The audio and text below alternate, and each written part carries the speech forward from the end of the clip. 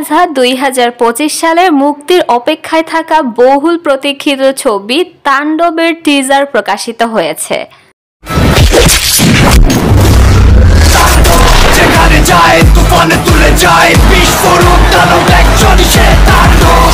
তাণ্ডবের টিজার দেখার পর একটাই কথা প্রথমে মাথায় এসেছে, সেটা হচ্ছে গত এক বছরের মধ্যে শাকিব খানকে 4টা লুকে মানে 4 রকম ডিফারেন্ট ভাবে দেখতে পারলাম এবং প্রত্যেকটাতেই তাকে লেগেছে একটার থেকে অন্যটাই আলাদা।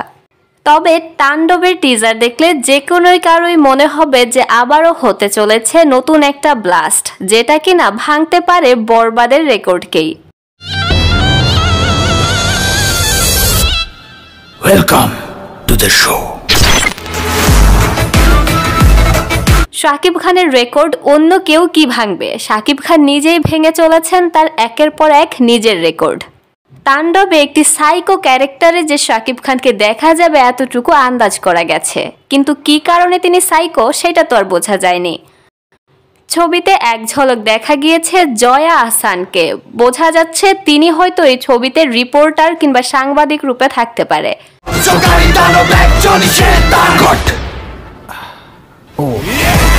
কিন্তু ছবির টিজারে একবারের জন্য দেখা যায়নি সাবিলা নূরকে। সাবিলা নূরকে নিয়ে হয়তো সামনে কোনো ধামাকা থাকতে পারে।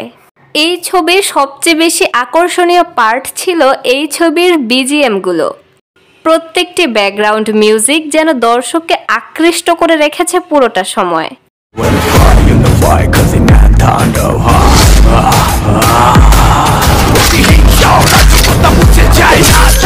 এটা তো কেবল প্রথম ঝলক, এরপরেও ছবির অনেক কিছু বাকি রয়েছে, ছবির গান, ট্রেলার সহ অনেক কিছু।